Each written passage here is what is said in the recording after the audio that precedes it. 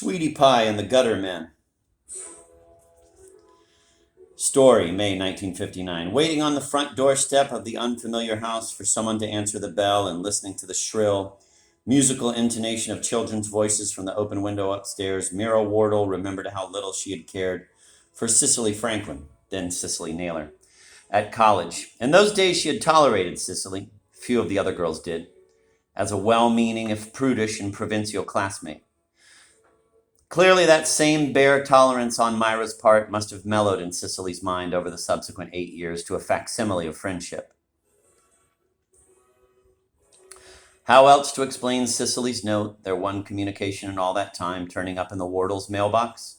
"Come see our new house, our 2 little girls and Cocker puppy," Cicely had written in her large, school-marmish hand on the back of an engraved card announcing the opening of Hiram Franklin's obstetrical practice. The card itself, until she discovered Cicely's note on the reverse side, gave Myra an unpleasant moment. Why should a new obstetrician in town, Myra hadn't recognized Cicely's husband's name, be sending her an engraved announcement unless to suggest with the utmost subtlety that the Wardles were not fulfilling their duty to the community, to the human race? Myra Wardle, after 5 years of marriage, had no children. It was not, she explained, in answer to the delicate queries of relatives and friends because she couldn't have them or because she didn't want them. It was simply because her husband, Timothy, a sculptor, insisted that children tied one down too much, and the Wardles' relatives and friends, saddled with children, with the steady jobs, the mortgaged houses, the installment plan station wagons, and washing machines that formed such an inevitable part of parenthood in the suburbs, couldn't have been in more gratifying agreement. Myra pressed the doorbell again, faintly annoyed that Cicely should keep her waiting so long on the unshaded step in the humid August afternoon. The children's voices continued, a clear, sweetly discordant babble from the second-floor window. A woman's voice sounded among them now, a low counterpoint to the slenderly spun treble.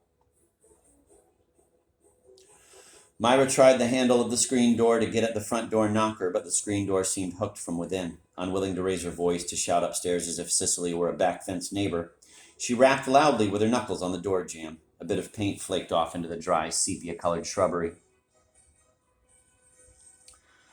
The whole place looked in bad shape, white paint peeling away in blistered swatches, shutters down, stacked haphazardly at the end of the yard. The house had a curiously lashless albino expression. Rather, Myra thought, resembling Cicely's own. For a moment, she wondered if Cicely meant her to go away under the illusion that the bell didn't work. Then she heard the voices receding from the window. Footsteps clattered on a staircase in the depths of the house. The front door swung inward.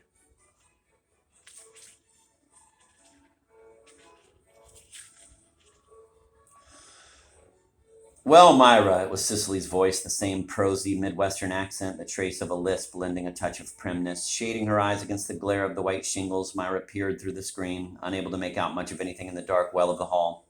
Cicely opened the screen door then and came out onto the step, carrying a chubby blonde child in her arms. A thin, lively girl of about 4 followed her, looking at Myra with frank interest, flat-chested, her complexion pallid even in summer. Cicely still wore her wan blonde hair crimped tight like a doll's wig. "You weren't sleeping, were you?" Myra said. "Is this a bad time?" "Oh, no." Allison had just woken Millicent up anyway. Behind the tortoiseshell-rimmed glasses, Cicely's pale eyes shifted slightly to a point somewhere beyond Myra's right shoulder. "Let's go out and sit under the beech tree in the back. It's always coolest there." Striped canvas chairs and child-sized wicker chairs stood in a circle in the dense russet blue shade of the great tree whose comprehensive boughs arched over half of the small yard.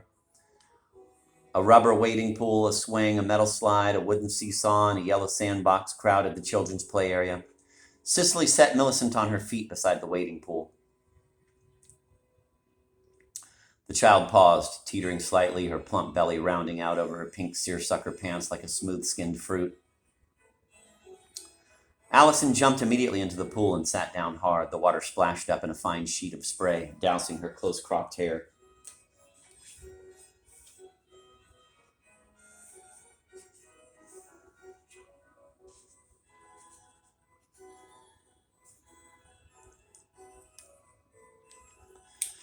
Cicely and Myra pulled up 2 canvas chairs and sat some little distance from the children. "Now, Allison," Cicely said, rehearsing what was evidently an old lesson. "You can wet yourself in the toys and the grass, but you mustn't wet Millicent. Let Millicent wet herself." Allison did not seem to hear. "The water's cold," she told Myra. widening her gray-blue eyes in emphasis. Cud, Millicent echoed, squatting beside the pool. She made gentle churning motions in the water with her hand. I often wonder if linguistic ability is hereditary, Cicely said, lowering her voice out of range of the children's hearing. Allison spoke complete sentences at 11 months. She's amazingly word-conscious. Millicent mispronounces everything. Why, how do you mean? Myra had a private pact with herself to bring people out. She began by imagining herself a transparent vase, clearer than crystal, almost in fact invisible. She had read somewhere that a certain school of actors pretended they were empty glasses when studying a new role. In this way, purged of any bias, any individual color tint, Myra became the perfect receptacle for confidences. How do you mean word-conscious? Oh, Allison makes an effort to learn words. She works on changing her vocabulary. Once, for instance, I overheard her talking to herself in the playroom. Daddy will fix it, she said. Then she corrected herself. No, Daddy will repair it. But Millicent's hopeless. Perhaps Allison subdues her? Myra suggested. Often when one child talks a lot, the other turns inward, develops a sort of secret personality all her own. Millicent may, don't you think, one day simply come out with a complete sentence? Cicely shook her head. I'm afraid there's little chance of that. When we were in Akron visiting Mother, Millicent learned to say Nana and Daddy quite clearly. Ever since we moved up here, though, she's confused the two. She comes out with nada, some weird combination like that. She says goggy for doggy, and so on. But that's quite natural, isn't it? Quite common? Myra's fingers twiddled at the leaves of a low branch of the beech tree near the arm of her chair. Already, she had shredded several of the glossy reddish-black leaves with her nails. Don't most children substitute some letters for others that way? I suppose, Cicely said, her attention diverted momentarily by the children chattering and dabbling in the wading pool. It's common enough. Why, I remember when I was a child, Myra said, I couldn't pronounce I for some reason. I used to say night, night, when I wanted the hall light left on. This confused the women who used to babysit for me to no end. Cicely smiled, and Myra, heartened, was inspired to ad-lib. I believe I also alienated a certain Aunt Lily from the family. She wouldn't accept Mother's explanation of my foible with eyes. She insisted I'd overheard her called Aunt Ninny by my parents. Cicely shook with dry, silent laughter. In her starched midi blouse, her beige Bermuda shorts, and her flat brown walking shoes with the scalloped flaps over the ties, Cicely was undeniably plain, even dowdy. She possessed none of the fruity buxomness of the harassed working-class mothers Myra ran into in Woolworth's or the A&P then. A bit guilty about her brief lapse from impersonal glassiness, Myra steered the conversation toward Hiram and his obstetrical practice. With some relief, she became transparent, crystalline again.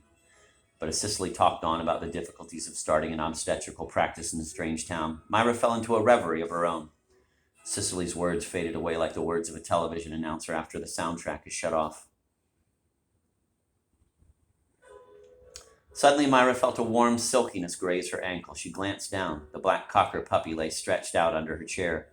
Eyes shut, his tongue a scrap of pink felt lolling at the corner of his mouth.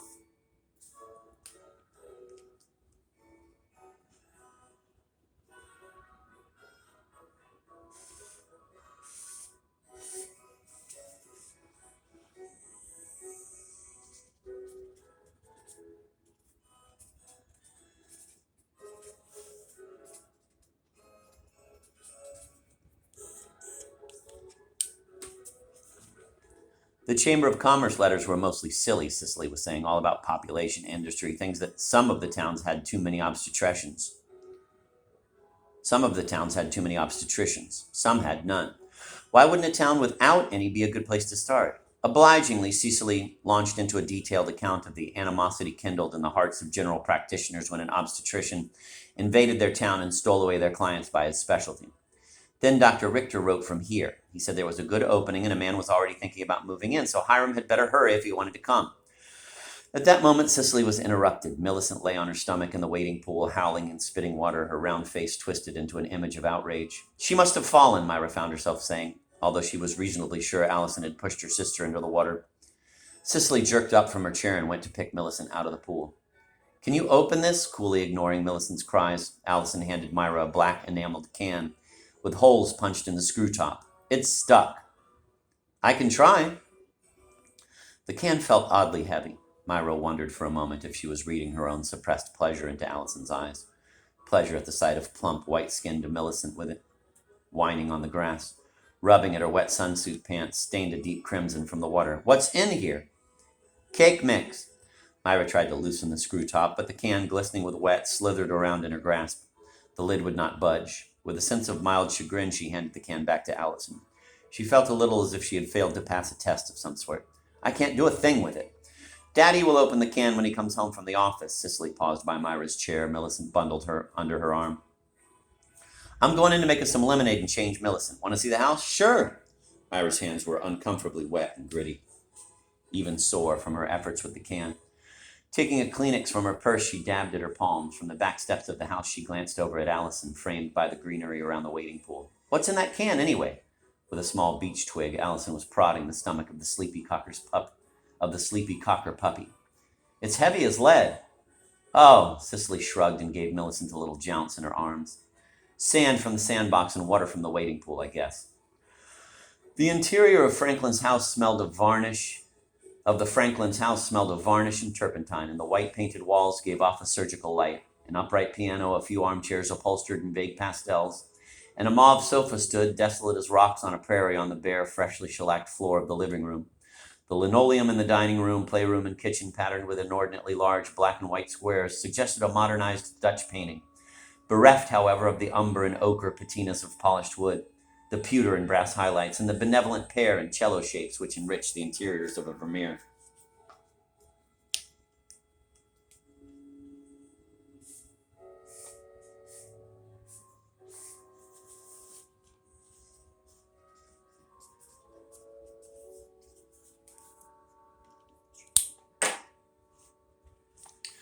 Cicely opened the icebox and took out a frost-covered can of lemonade concentrate. Do you mind? She handed Myra a can opener. I'll just run up and change Millicent.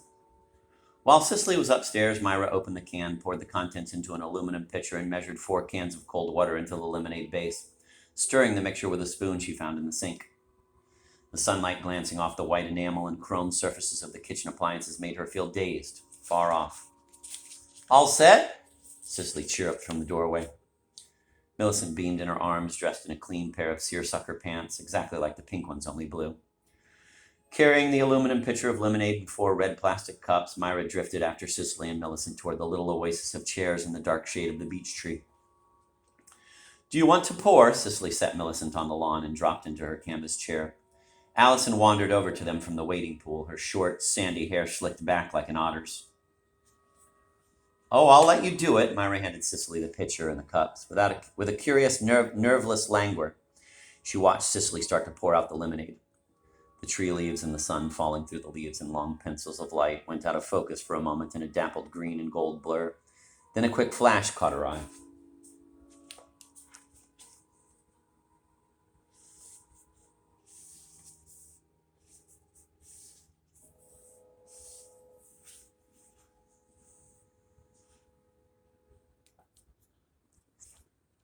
Allison had, in plain view, given Millicent a sudden rough shove, tumbling her to the ground. There was a second of silence, expectant as the brief interval between the flash of lightning and the thunder crack, and then Millicent howled from the grass. Cicely placed the pitcher and the cup she was filling on the ground beside her chair, got up, and lifted the sobbing Millicent to her lap. Allison, you've made a mistake. Cicely's tone was remarkably cool, Myra thought. You know we don't hit people in this house.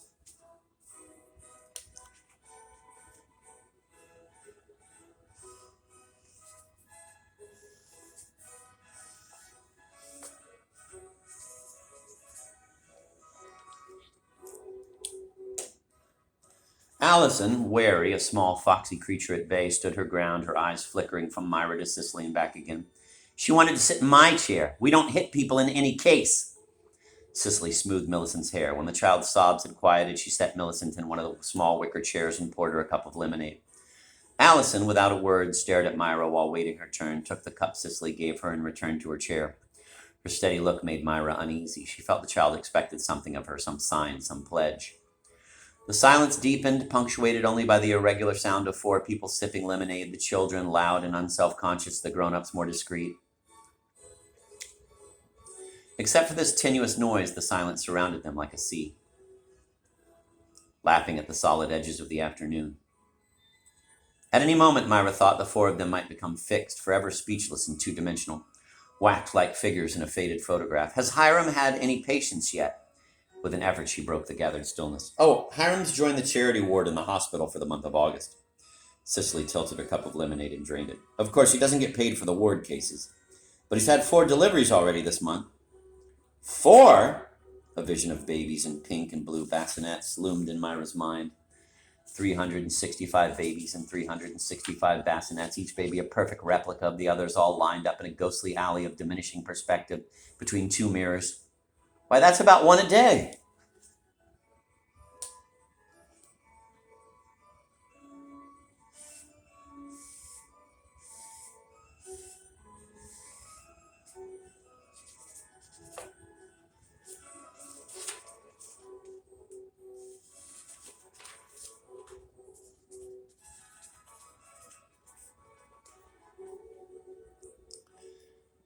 That's about the average for this town.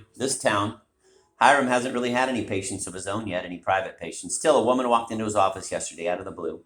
She asked for an appointment for today. I don't know how she heard of Hiram, maybe from the announcement in the paper.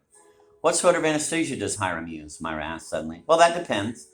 Cicely's own frankness demanded that she answer, but she was withdrawing, Myra could tell, into that blithe evasiveness of so many mothers when questioned point blank about childbirth by childless women.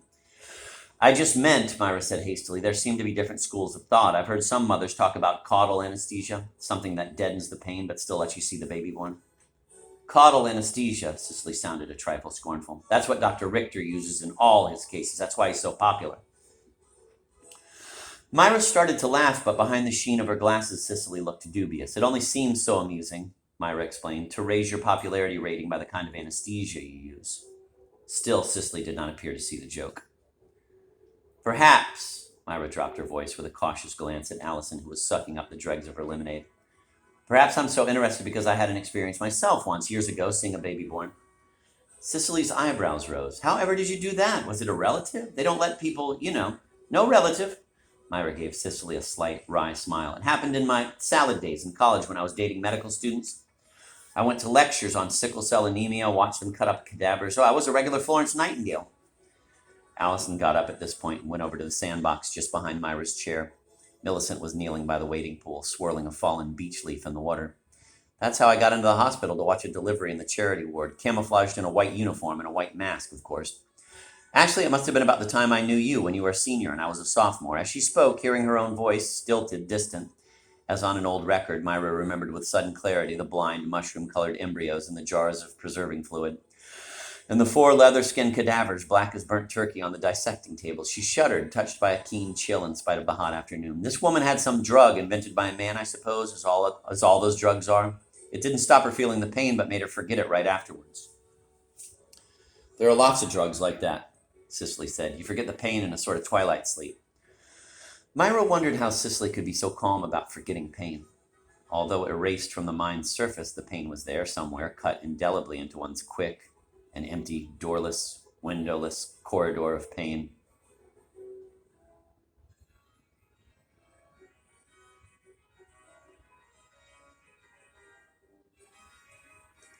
And then to be deceived by the waters of Lethe into coming back again in all innocence to conceive child after child. It was barbarous. It was a fraud dreamed up by men to continue the human race. Reason enough for a woman to refuse childbearing altogether. Well, Myra said, this woman was yelling a good deal and moaning. That kind of thing leaves its impression. They had to cut into her, I remember. There seemed to be a great deal of blood.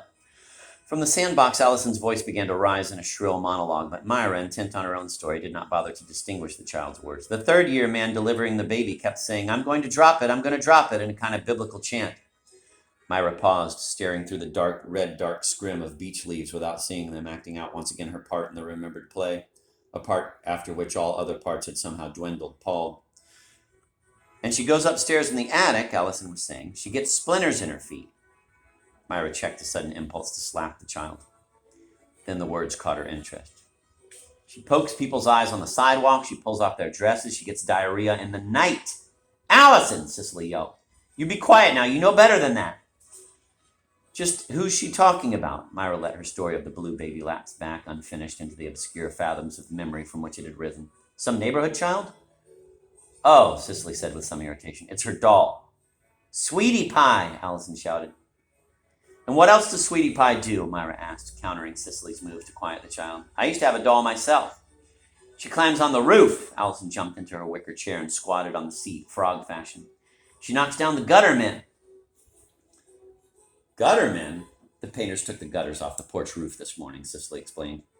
Tell Mrs. Wardle, she ordered Allison in the clear, socially constructive tones of a Unitarian Sunday school teacher, how you helped the painters this morning.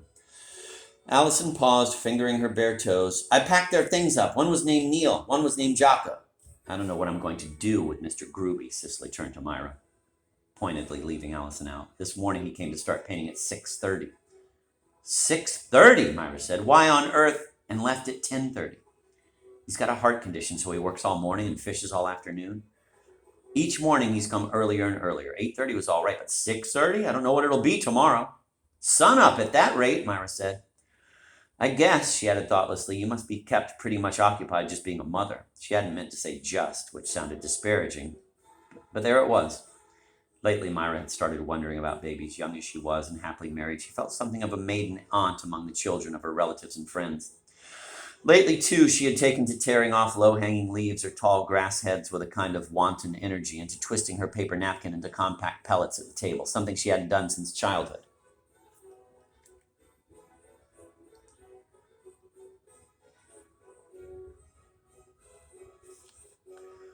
Morning, noon, and night, Cicely said with an air Myra thought of noble martyrdom. Morning, noon, and night. Myra glanced at her watch. It was close to 4:30. I guess, she said, I ought to be running along now. She would be staying on till supper time if she wasn't careful out of sheer inertia. No need to go, Cicely said, but she rose from her chair, idly dusting off the seat of her Bermudas. Myra tried to think of a good excuse to seat her to the gate.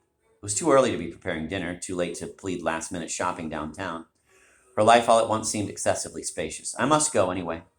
As Myra turned, she noticed a dark blue car pulling up outside the unpainted picket gate that closed the driveway and backyard off from the street. It would be Hiram Franklin, whom Myra had met only once or twice 8 years ago at college.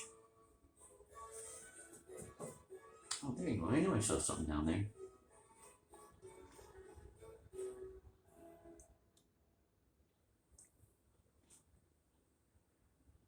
Already, Cicely and the children were receding from her behind the glass window of some heartless nonstop express, secure in their rosily lit plush compartment, arranging themselves in loving attitudes about the young man of medium height now unlatching the gate. Millicent started with uneven steps toward her father. Daddy, Allison shouted from the sandbox. Hiram walked toward the women. As he approached, Millicent caught him about the knees, and Hiram bent to pick her up. She's her daddy's girl, Cicely said. Myra waited, the smile stiffening on her face as it did when she had to hold still for a photographer. Hiram looked very young to be an obstetrician. His eyes, a hard, clear blue bordered by black lashes, gave him a slightly glacial expression.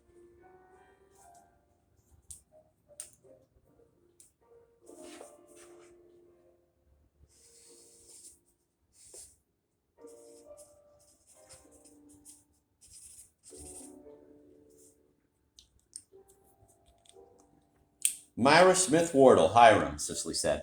An old college friend you should remember, Hiram Franklin nodded at Myra, whom I should remember but do not, unfortunately. His words were less an apology for forgetfulness than a firm denial of any prior acquaintance. I'm just going. Cicely's alliance with Hiram, powerful and immediate, shut out everything else. Some women were like that with their husbands, Myra thought, overly possessive, not wishing to share them even for a moment. The Franklins would be wanting to talk about family matters, about the woman who had made the office appointment out of the blue for that afternoon. Bye now. Bye, Myra. Thanks for coming. Cicely made no move to accompany Myra to the gate. Bring Timothy over sometime. I will, Myra called back from halfway across the lawn. If I can ever wean Timothy from the chisel. At last, the bunched shrubbery at the corner of the house shut out the Franklins' family portrait of togetherness. Myra felt the late afternoon heat wearing into the crown of her head and into her back. Then she heard footsteps thudding behind her. Where's your car? Allison stood on the ragged grass strip between sidewalk and the street, detached, willfully or for some other reason, from the family group in the yard. I don't have one, not with me, Myra paused. The street and the sidewalk were deserted. With an odd sense of entering into a conspiracy with the child, she bent toward Allison and dropped her voice to a whisper. Allison, she said, what do you do to Sweetie Pie when she is very bad? Allison scuffed her bare heel in the weed-grown grass and looked up at Myra with a strange, almost shy little smile. I hit her, she hesitated, waiting for Myra's response. Fine, Myra said. You hit her. What else? I throw her up in the sky, Allison said, her voice taking on a faster rhythm. I knock her down, I spank her and spank her, I bang her eyes in. Myra straightened. A dull ache started at the base of her spine, as if a bone, once broken and mended, were throbbing into pain again. Good, she said, wondering why she felt at such a loss. Good, she repeated with little heart. You keep on doing that. Myra left Allison standing in the grass and began to walk up the long, sun-dazzled street toward the bus stop. She turned only once and saw the child, small as a doll in the distance, still watching her. But her own hands hung listless and empty at her sides, like hands of wax, and she did not wave.